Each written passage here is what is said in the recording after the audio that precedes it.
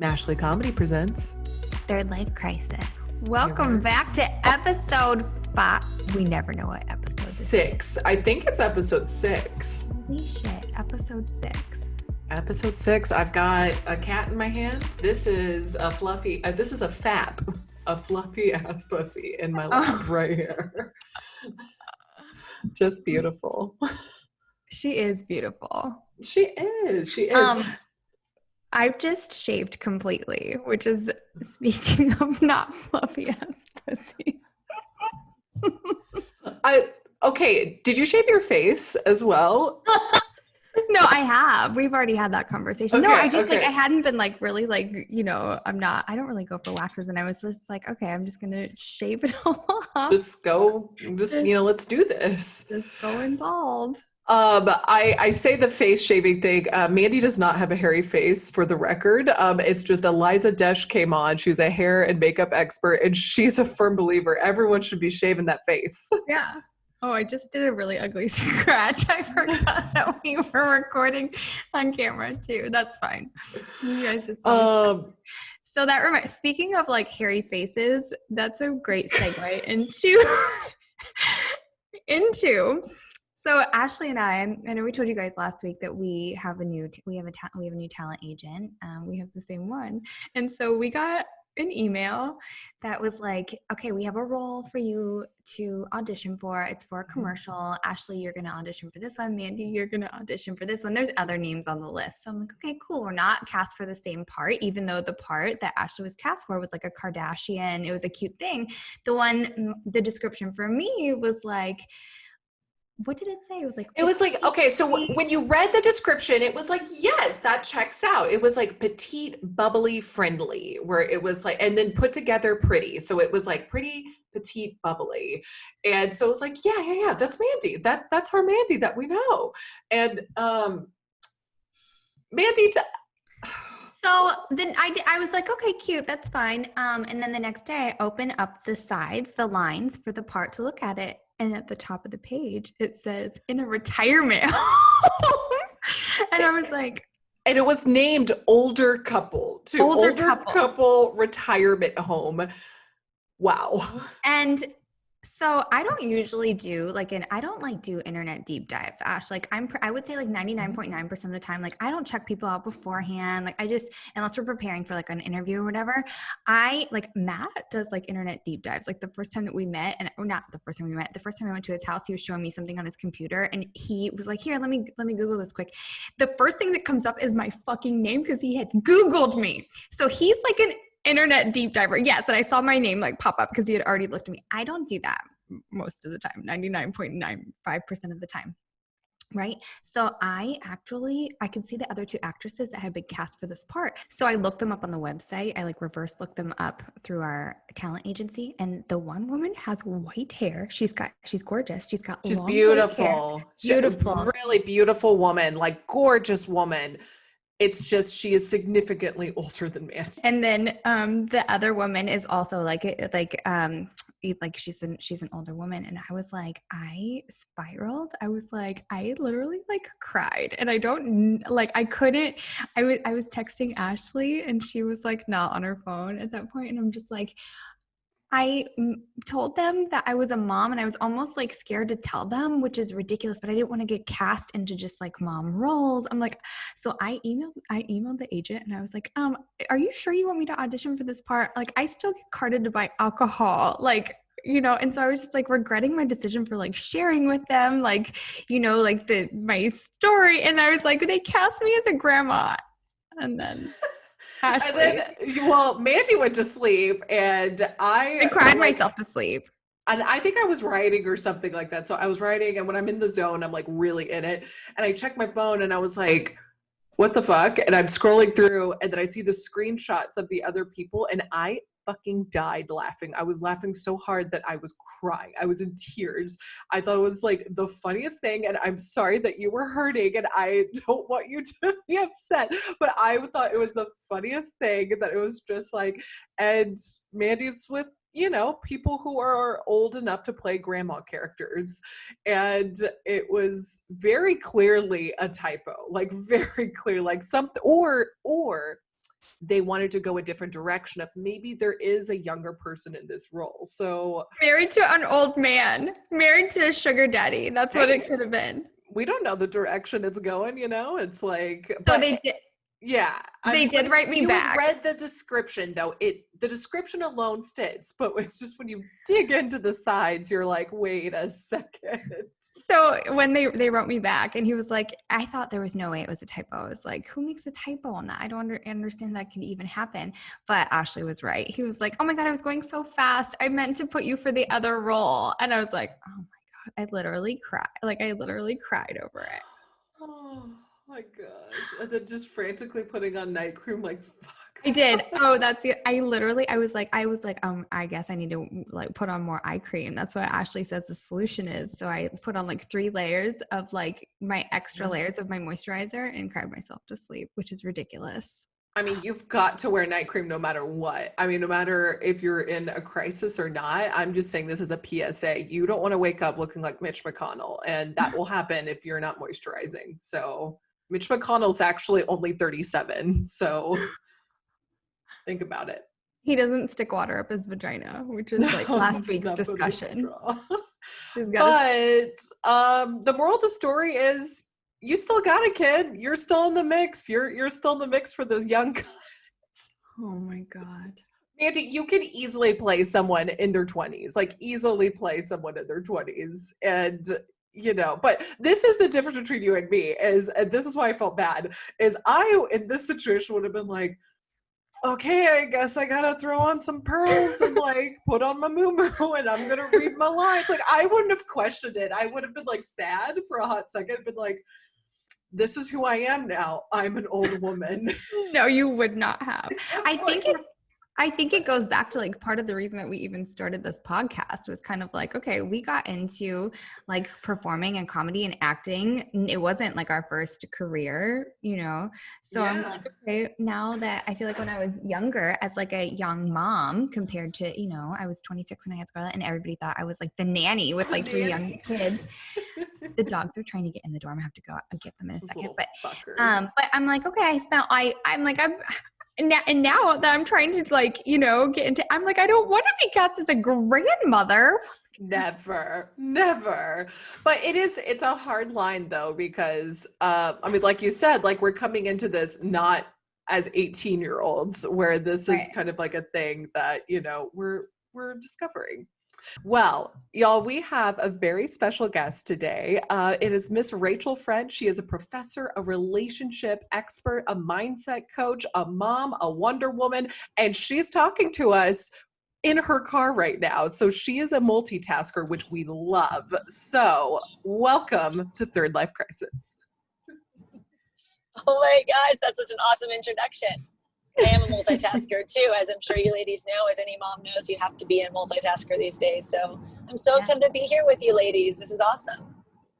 Oh my gosh, thanks for coming on. You came up even before I think I had asked to see if you wanted to come on the podcast. One of our friends, Sarah, she was like, oh, I follow this super cute person. She was on Marie Kondo's first episode of Tidying Up. And I was like, oh my God, we need to have Rachel on.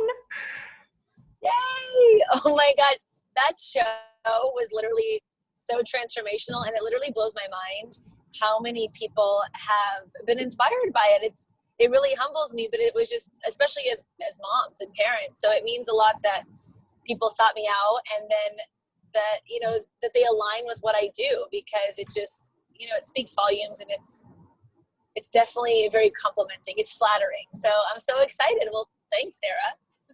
You're so relatable on the show. I feel like anybody can relate to you. And I rewatched the beginning where your husband was just saying all these like super sweet things about you, about how witty you are and how like what a great mom you are. Like you guys are so cute, and you were so open about sharing like what your struggles are, because everybody has, you know, things that they're like, you know, especially when you're like have little kids and you're trying to like keep it all together and it's so messy. There's always, you know, so how like have you been able to like keep up with it, and like did it really like change? It like really changed things for you, right? It really did. It really did. It was It was definitely eye-opening. I was excited to be able to work with her and us to be able to go through this process, but I had no idea what it was going to be like and what it would mean for us. But it wasn't just about having everything tidy and clean and organized. It really set us up in so many more ways. Like my husband and I, we ended up just connecting more because we weren't fighting over just meaningless things. And I know that it's typical to argue with your spouse or your partner about the status of the house, but you end up just getting so taken by all of these things that don't matter, and then you really struggle being present with the things that do. And I think that's what it brought me up in the end. It was just through this crazy process of tidying up and getting rid of the things that you really don't need, finding a place for everything. It just allowed me to be able to focus more on the things I do care about. And interestingly enough, it was the whole reason I started my Instagram and wanted to share more with others. It was almost like working with Marie Kondo, her sparking joy in my life inspired me to want to share more with others. And even though I had been doing so in the college classroom for the past decade, I was always afraid to break out into the online realm because it was just foreign to me. And I wasn't sure how people would take me. You know, I'm so used to the face-to-face. And it was after that process, doing the KonMari method, that I ended up clearly getting a weight off my chest and being more open and vulnerable. And it happened in the process of that show, which you saw. It was just being real and raw, which is something I preach. And I thought, you know what? Who knows what's going to happen? I'm going to put myself out there. And it's really cool, like a few years later, to see the following I have, to see the love that I have, and to know that people really relate to our struggles. That's how we connect with others, through struggles. We're not connecting with people who have their lives all in order and don't have anything, no struggles. I mean, what are you, a robot? Like, there's no way to compare to that. So I've been really fortunate, and I feel really lucky, and I'm just happy I kind of took that leap. And it was because of our opportunity to work with Marie Kondo.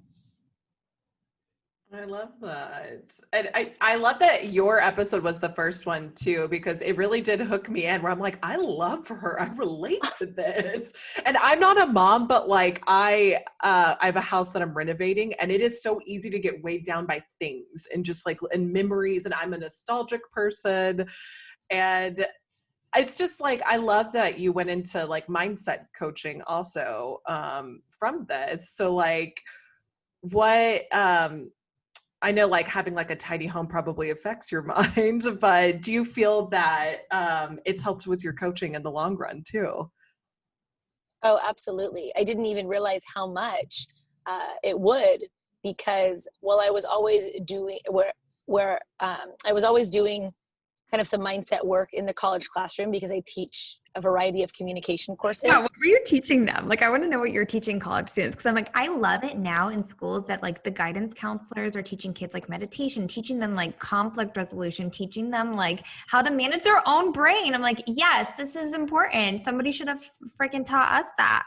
It's not too late. It's so true. It's so true. It's something that's lacking in a lot of the school systems, and it's unfortunate that it's not a part of the curriculum. Another thing that I'm really passionate about. And so spreading my message to as many people as possible so that we can in turn be those examples for others is my ultimate mission. But yeah, I teach a variety of communication courses. So my first class I ever started teaching was public speaking, which most people are terrified of, but I love.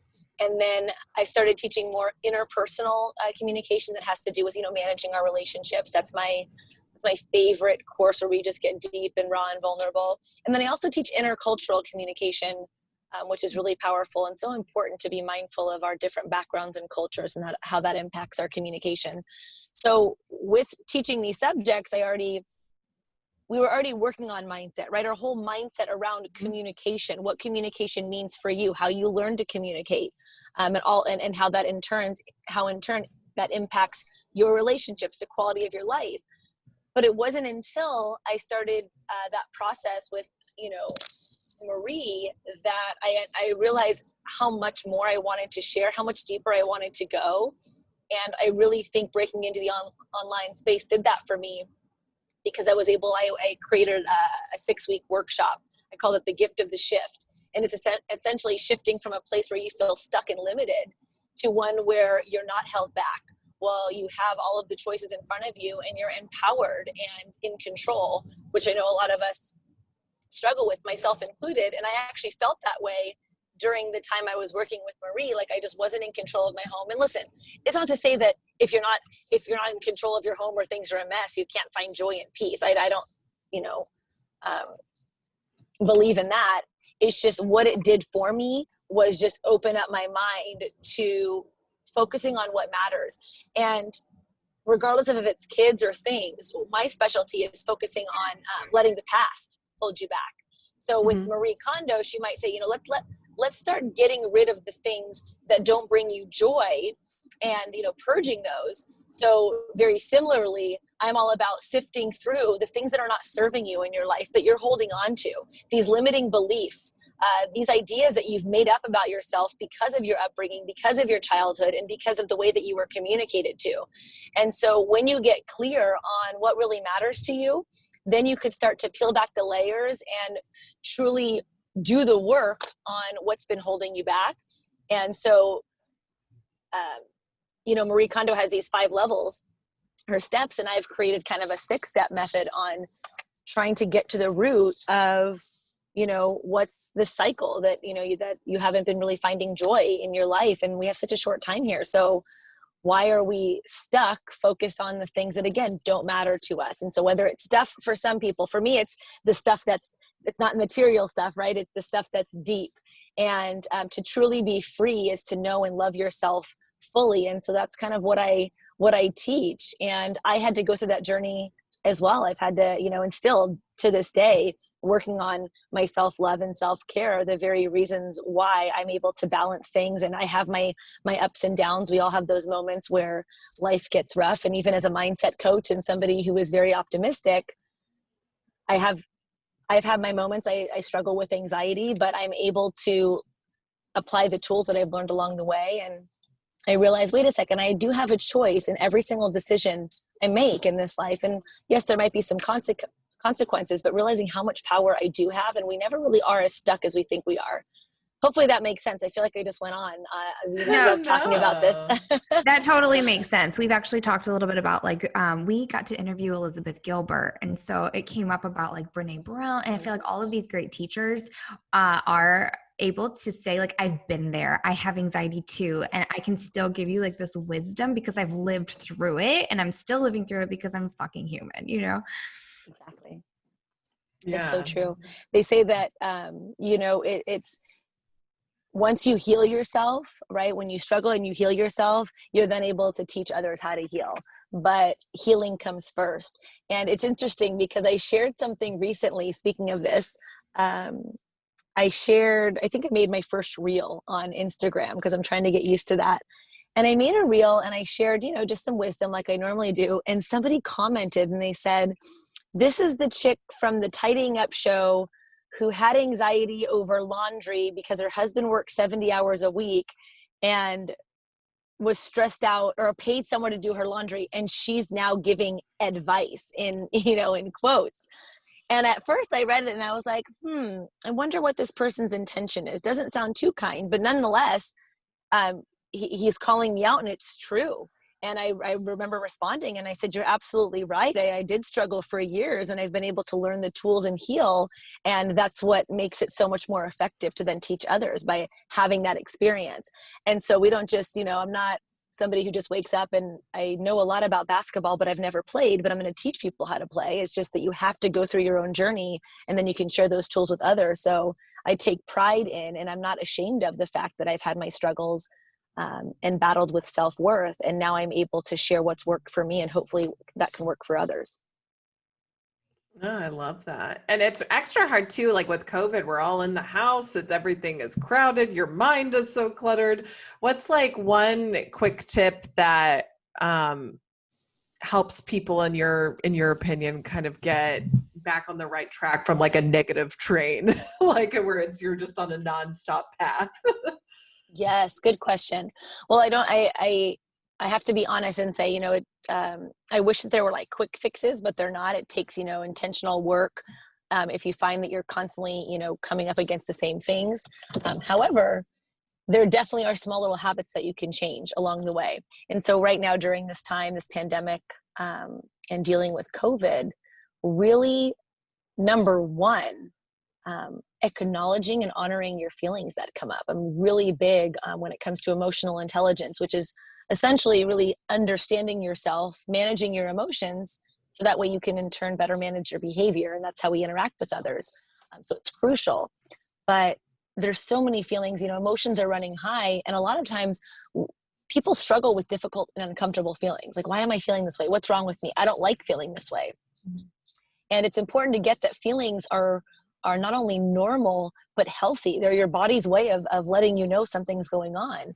And when we push those down or ignore them, they don't go away, right? They sit and they fester and they build. And so really honor what's coming up for you during this pandemic would be my advice. And ask yourself what some of these feelings are trying to tell you. It might be that you're frustrated, they have to stay home, and this is just a terrifying time, and you might just be really scared. You're feeling isolated. And so once you can start to address and acknowledge some of those feelings, the next step would be how to work through it. But I will say that first step is the biggest portion of it, is just acknowledging it, letting it come up, not trying to distract yourself or, put on a fake smile or toxic positivity. Everything will be fine. It's understanding, no, these feelings are coming up for a reason. I need to acknowledge them. Maybe I need to talk to someone about them. But I don't want to run away from them. And I think that honoring those are important, and also understanding that it's okay to not be okay sometimes. It's okay to be struggling and stressed, and we have to give ourselves that grace. We have to be a cheerleader for ourselves, even when we're struggling, in order to move through those times and become more resilient. Because when we honor those feelings and acknowledge them, the next time they come up, because they will come up again, we're human beings and feelings are normal, we just get better at coping with them and understanding them. So I would say that's my first tip. And then my second tip, which is just a huge pillar of what I talk about, and that's just engaging in more self-care and not necessarily taking walks and baths. Exercise is really important, but really being mindful of the way that you talk to yourself. Again, telling yourself that it's okay that you're having these uncomfortable feelings, nothing's wrong with you. I always share with my students and my clients that you are not your thoughts. You are not your feelings. You are the observer of them, which makes you so much more powerful. So allow these thoughts and feelings to come up, but you can choose to not let them overtake you. And so I really think that that's a powerful way to kind of get your mindset on track. And if you're thinking negatively, instead of being upset about it or ignoring it, maybe take a step back and try to consider what might be going on and honoring yourself in that moment. Yeah, absolutely. I love that. So as a relationship expert, all of us are married here. So everybody's home all the time. Yes. Oh, okay. For better, for worse. For better, for worse. All the live long day.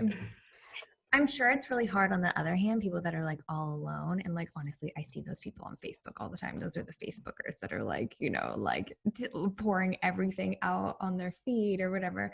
But, in your experience, like what are people struggling with right now in like relationships, like being together all the time? Is that like, am I the only one that's like, we're together all the time?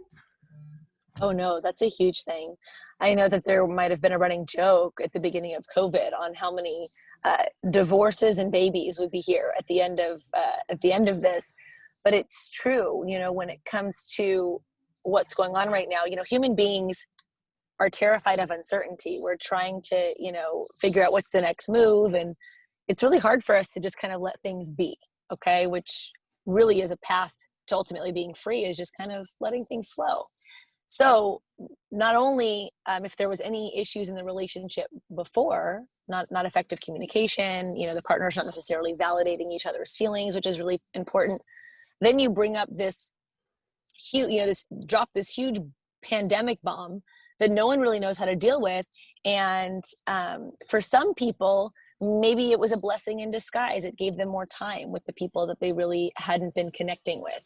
On the flip side, if you hadn't been connecting lately and you really don't know how, because at the end of the day, one thing I find a lot in relationships, it's not that people don't want to be close and don't want to connect. It's that they don't know how. They're just doing what they know, and we can't do better if we don't know better. So if you're not already communicating your needs and you're open with them, this pandemic is going to add so much more stress to that. And instead of getting to the root of the issue, we're then lashing out at each other. And that's one thing that I found consistently with, close friends of mine and even clients that, oh, my husband, he's just working all day and it's just, he's here, but he's like not doing anything. Where, normally, he would be at work and he wouldn't be there at this time. But the fact that he's at home working changes our expectations and vice versa. And expectations is a huge thing I talk about in relationships and just in all aspects of life. But there's a saying that goes, too many disappointments is usually a sign of too many expectations. And we have these expectations that, oh, things are going to change. We're going to do all this stuff. We have more time together. This means blah, blah, blah. And then when those things aren't met, enter disappointment, frustration, whatever that is. And if you are unaware of how to communicate that effectively, again, most people are, if you haven't really had an example, an effective example, or no one modeled that for you, or you haven't taken some courses, then you're going to find yourself kind of in this pit. And so that's what I feel like has been happening is, it's almost like people are letting out their fear of COVID or the pandemic on their partner who might be around more, and you might be more stressed because the kids are doing school virtually or whatever it is, or just the fact that there is not any space between you two, you name it. And then that's cause for a lot of just different arguments and stuff. So I think what's really important is to, one, find some time to have your own space if you're listening and you feel like you're in a place, because I know that some things have loosened up but then they've gotten more strict lately. But if you really haven't been out and haven't been able to do much, finding something for you that you can do on your own, to kind of have your own little timeout, and then finding something that you could do together. It doesn't have to be every single day, but it might be just relearning how to adjust during this time and not necessarily getting upset at each other over every little thing, because this is something that no one's ever lived through. Like, we've never lived through a pandemic. And so we don't know what that looks like. And so again, just giving each other grace. Hey, we're on the same page here. What do you need from me? Here's what I need from you. Can we work together toward this? So hopefully that answered your question, but yeah, I find yeah, that it's been tough. I like a good quality connection. I don't need 1,000 check-ins a day, whether it's like my 3 kids or my husband. I'm like, this is not like normal life where everybody's at school or at work and then we come home and then I'm like, I really want to hear about it. I'm like, I do not need to hear about every Roblox interaction that you are having right now. Like, Ashley was here yesterday and my 7-year-old son will come in and he's like 15 minutes of talking about this like thing that he did on Roblox. And I'm like, there's some point, like, I need to teach him when it's time, when you can tell somebody's not engaged in the conversation anymore. It's time to like speed it up and then we'll check in later. It's like, I don't need 1,000 check-ins a day. Like I like you were saying, I saw on your stories today about like people don't know how to connect, or they're afraid to connect, or they're like, protecting their heart. I'm like, I love that so much. Like, I love a good connect. I don't need it all day long. Yes. And it's awesome that you're aware of that too. And you bring up a good point, because I think one of the biggest things that we can do, and this is if you're being intentional about it and you want things to be a little bit more smooth and you want to still connect with others, it's really just being mindful of, and again, this goes back to emotional intelligence, understanding how your feelings can impact your behavior and understanding how other people's feelings can impact their behavior. Like not taking things so personally, or understanding others, or having empathy. And so with your son or your spouse or whatnot, understanding that right now is just a weird time, and to maybe take things with a grain of salt. If your kids are stuck at home too, what their experience might be. And it's not necessarily to cater to everybody, because you matter and you have to make yourself a priority, but it's having that perspective of, all right, let me be mindful of what's going on here. I'm probably taxed out. My son probably just wants someone to talk to. My husband wants his own time here. And it's really just being mindful of all the pieces at play. And this is what I've done, because don't get me wrong, I've really, I felt like the rug was pulled out from under me in this pandemic. And it's something, again, I'm not ashamed to share, but a lot of the things, it really messed with me. My anxiety was high. I lost my temper a lot with my kids, and it's something I pride myself on, to be patient. So it really tested me. However, I was able to kind of just take a step back and realize where I was lacking and what I was struggling with, and ask myself, what do I need to work through this, because really at the end of the day, we can only control what we do. So that might mean, okay, if I'm going to sit through a 15-minute talk from my son, or, you know, have to worry about my son or my husband not cleaning up after himself, what are some things I can do to really mentally and emotionally fill my cup, so that way I'm more equipped to really take care of things. And that's why I think like self-care is always the answer when it comes to doing things for others, because self-care is not selfish. As a matter of fact, it's the equivalent of putting the mask over yourself first in an airplane before you put that on, you know, a child. You need to make sure that you are taken care of, because if not, it all goes to heck. So I really think that self-care is important. And going back to connection and really just struggling to open up, sometimes when it comes to kind of reaching out, for some people, it's really easy to become reclusive.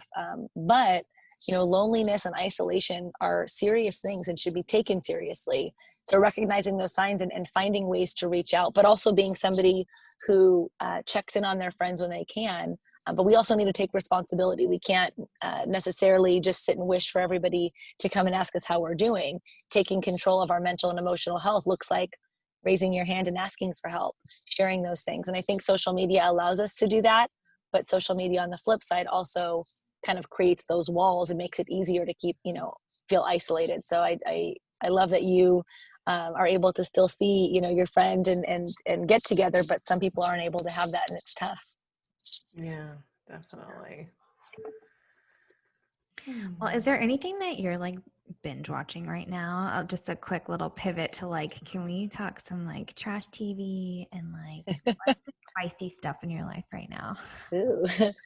Well, I actually love like drama shows, but interesting fact about me, if I watch them like later at night, they give me anxiety, because I get so invested in people. Like I feel like it's real life and I feel for them. It's the empath in me. Okay. It's the good thing, but it's also the bad thing, because I'm like thinking about them like the next day, and I'm like, oh, and it's a fake script. Okay. I hope they're okay. Exactly. I'm just like, oh God. So TV shows that are back that are on right now that I'm obsessed with: This Is Us, The Good Doctor, which I love, and especially I love because having, you know, a special needs son, anything in the media that portrays special needs is, I think, huge for me, because even though it's more into the conversation now than ever before, it's still something that a lot of people are unaware of.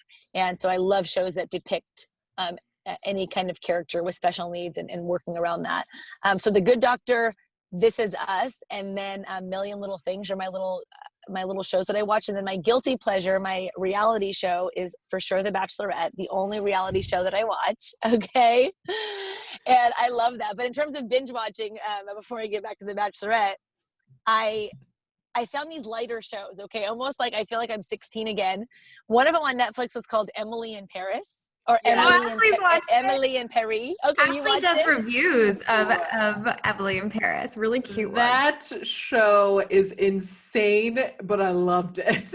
I loved it. I was in it. Yeah, it reminded me of like, you know, Gossip Girl meets, you know, Devil Wears Prada. Or something. That's exactly how I described it. I was like, it's like, I am so into this, and it is like an anthropology catalog, and I'm here for it. I am here for it. What is the thing though that everybody is like loving to hate it? Like they got signed up for a new season. It's getting like panned, right? But like people love it too. It's so stereotypical. They're like, oh, these French people and their baguettes. I mean, they're always like, oh, they're so funny and mean. And like, it's such like a big French stereotype, but it's delightful. I'm on her side. I'm still on her side. Listen, I agree. And by the way, I mean, it's interestingly enough, another thing that I often share, but going back to like reviews on shows, I mean, you're never going to find something at 100% that everyone loves, because that's not human beings, right? If they have to find something they dislike, they will. And I mean, that show, I'm sure, okay, maybe some people aren't into it, but I swear I'm trying to think of maybe a baking show, something where it's just like, how could you dislike this? But there will always be there's always going to be the naysayers. And so I think it's important to always understand that with anything. Same with comments on like social media, it's just that's just how we are. But yeah, Emily in Paris was a fun one, and it was just like mindless and cute. And then I totally got into like, apparently it's an old school one, and it's on Netflix, and it's called Heart of Dixie. Okay, With, I've like, never a- watched that, but my friend is obsessed with that show. Like obsessed, where she's just like, this is very Heart of Dixie. Like if we go to like someplace that's like Southern chic, she's like, this is very Heart of Dixie. Oh my, that one's almost embarrassing. My husband was like, I guess he was up one day in bed, and I thought he was asleep, and he's just like, I can't believe you just watched this. And I go, I don't get anxiety. It's just kind of like whatever. And it was just cute. So those are my two little love shows, but I just started binge watching, which I hope doesn't give me anxiety, because it's kind of dramatic, is, why can't I think about it? The Queen's Gambit. Thank you. Queen's Gambit. Everybody's watching that right now. So good. Impressive. And I think it's an interesting show too, because it's a depiction of like this character, the main character is a sociopath, like on every sort of like medical checklist, but they don't depict her in a way that's like she's a serial killer or a murderer like most sociopaths are depicted. And I think it's such a nice, empathetic way of approaching someone who is a like diagnosed like sociopath. Wait, what is basically a sociopath exactly? That they don't. so, I mean, they lack empathy. They have trouble connecting with people. Like, she fits all these archetypes, and it's an interesting depiction of someone. And they never outright say she's a sociopath, but she has all these personality check marks that, like, kind of persuade the viewer to believe that she is too, right? Like, but, she's super cute. yeah, she's adorable. Unique. But they don't portray her in a negative light. Like, she makes mistakes, but they're like, she is a human person. She has real feelings. She is like in her core a good person, but she has this incredible gift of chess, and that's just like her thing.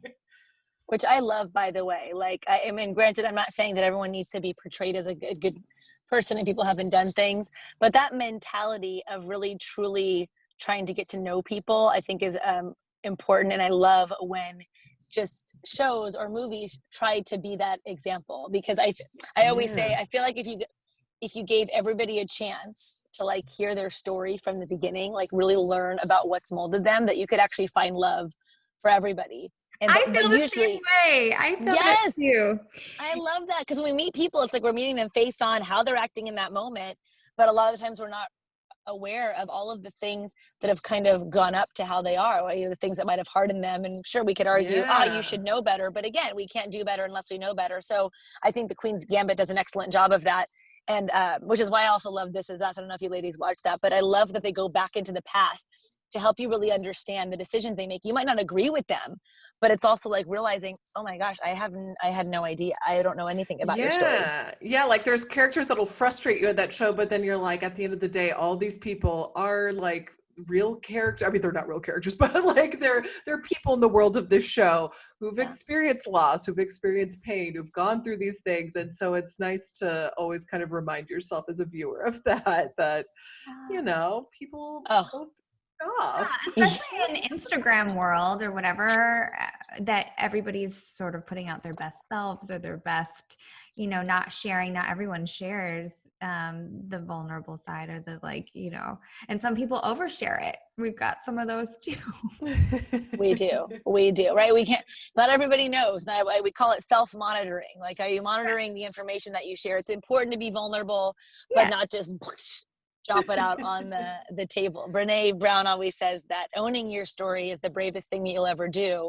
And I truly believe that, going back to people connecting over struggle, it's instead of like, oh, this is my perfect life. And don't get me wrong, I'm sure it's nice to look at, but at the end of the day, we can't relate to the perfect life, and it's impossible. You know what I love on Instagram, and I'm sure you ladies have seen it? The girls who do, they do their cute Instagram pose, but then like you swipe and then they show you like real life. You know, I love that. And I love that they could just be open about that, because it really allows other women to be like, oh, wait a second. Wow, this is real. Which it blows my mind sometimes that people think certain things that are posted are real life. But again, I mean, if this is what you were raised on and you're focusing on, I need to live up to this, then I guess you might not know better. Mm-hmm. Yeah, definitely. That's why I like to post my 4-year-old's tantrums. Like, I think he's super cute. And by the time you've got a third one, you're like, well, what? It's a tantrum. It doesn't, whatever. Like, but I love posting them, because I'm like, it's kind of like why I started like writing about it too. Cause I'm like, you want to share that part of you, especially when I think as women, like, I don't know. There's this thing where you're like, oh, you can't have too much. You can't have, I just like feeling judged about like, I don't know, everything.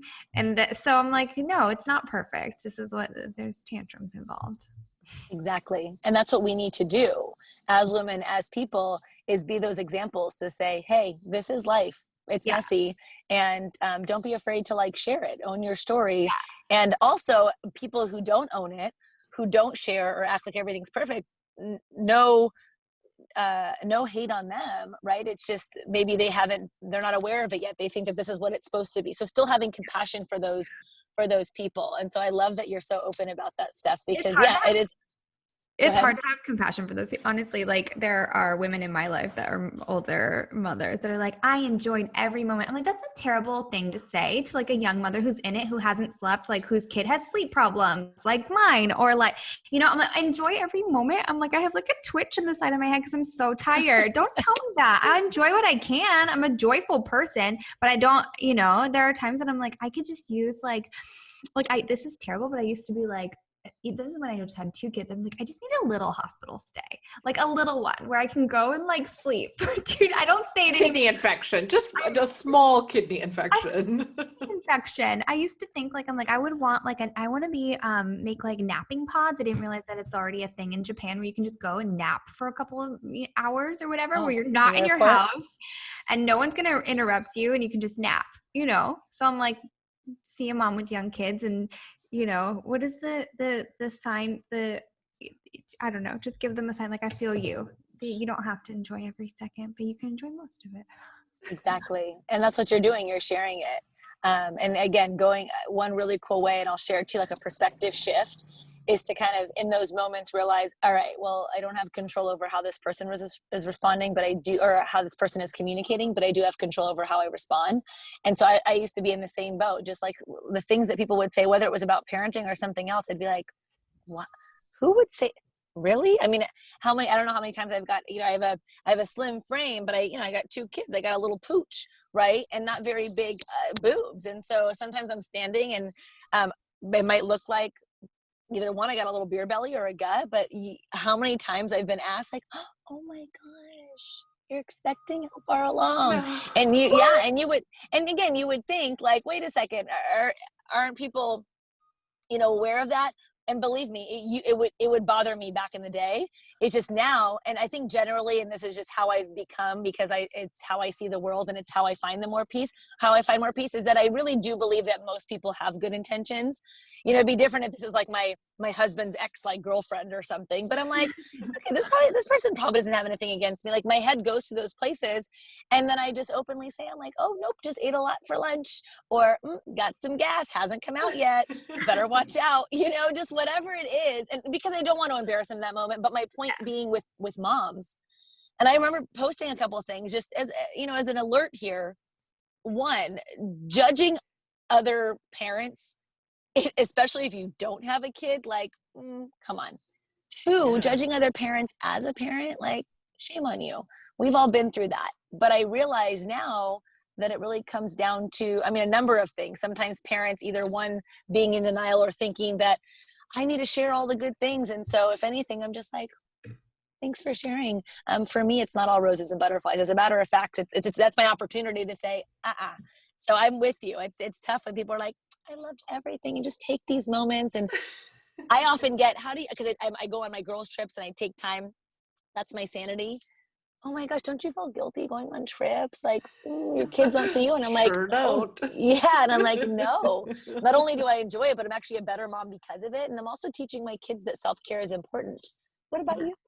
And that goes back to your safety precaution with the airplane metaphor of like, take care of yourself before you're taking care of everyone else. Women should be told this before they have kids. Like, I'm glad, Ashley, if you ever have, that you already know this. Like, this should be part of the course. If you're like, just so you know, this is reality. Like one of my best friends, she's like, I'm going to sit my kids down and be like, this is honestly, I want to tell you the truth about what it means for you, how you have to take care of yourself, what it's going to be, all of this. I'm going to lay it out for you. Like if we're just honest with each other, like, you know, like you can still go on trips, you can still be a person, you can still, you know, you need to actually, and make sure you have a partner that supports you in that. Or if you do it on your own, make sure you have support so that you're like, I'm still a person. Yes, Yeah. exactly. And you nailed it on the head. It really is the rhetoric around parenting and anything really, but just this idea, those expectations. I mean, I think one of the biggest lies is like sleep, like, whether someone trains them or not, my kids still sleep with me. So I'm a full on like co-sleeper, attachment parenting, no shame. I also, however, other parents do their, whatever their methods are, whatever works for you and your family, great. Yeah. But I think the biggest misconception is like that you think this thing is going to work. Like even with me, I'm like, oh, co-sleeping and this and this and this. And we still have, when I was younger, I thought, oh my God, this is going to help with tantrums. It's going to help with blah, blah, blah, blah. Nope. Those things still come up. So this idea that if you sleep train, if you do this, that's it. Your kid's going to sleep through the night. Well, what happens if at a random time, and not even during a 4-month sleep regression or whatever it is that the books say, it could be random. I don't know why my kid's getting up. Something's going on. Something's wrong. I mean, we've had sleepless nights and we're adults. I mean, it just this idea that we never know for sure. And you really don't. Here's a guide, but all kids are different, and just have an open mindset. And same as like you could be married for 20 years and shit could change at 15 years. Constantly nurture a relationship, and you know you're on this journey, but to think that things are going to be set in stone is usually the issue, those expectations. So I agree. It's like we really need to be more open about things are unpredictable, and I know it's scary, but at least finding that support is important, and just knowing that you're doing your best. Mm-hmm. Ugh. And those are some good words to end on. I love that. Rachel, where can we follow along? My Instagram page is where a lot of my information is. My handle is it's Rachel Friend, so ITS Rachel Friend. And then my website is itsrachelfriend.com. You can learn more about my guided 6-week workshop. I also just recently launched a cool subscription program where, 3-tiered program for as little as $5 a month. I send out weekly texts, motivational texts, and then I give a set of monthly recommendations. I call them Rachel's Recs for the month on a theme to work on to kind of help you with your growth journey, your self-love and growth journey. And so I just launched actually yesterday, November's theme is cultivating connection and creating more meaningful relationships, even amidst a pandemic. So yeah, you have to check those out. And I love sharing, and I was so happy to be here with you ladies. And thank you for thinking of me and bringing me on the show. Oh, well, thank you so much for coming on. Thank you. Well, go enjoy your smoothie. Is that what you're making? I'm actually like blended drinks with our new coffee shop. So, you know, the Vitamix. I see. Yeah. You have to come down and visit one day in Orange County, ladies. I'd love to have you. Oh my gosh, definitely. Ashley hasn't been to LA yet. I'm like, I can't wait to take her. We're going to go on the tour. I know. I've been to New York too many times. Now I got to go to the other way. So you do. Done. Coast. Well, thank you so much, Rachel. Thanks, Rachel. Thank you, ladies. Enjoy your day. Thank you. You too. Hey. What a delight. I mean, she really like fits her name, like Rachel. Friend indeed. Such a cutie. I love her. And some good advice too of just, and like we've heard that from our last guest, Laura Conley said, and I loved that you are not your thoughts. And it's hard to wrap your mind around that, but it's true. It's true. Like honestly, like I feel like kids should just start hearing that like out of the womb. Like, okay, there's you or this, and then you have this brain that does all kinds of things that you can just choose. You get to choose which ones you have grasp onto. Just grasp onto it's all gonna come up.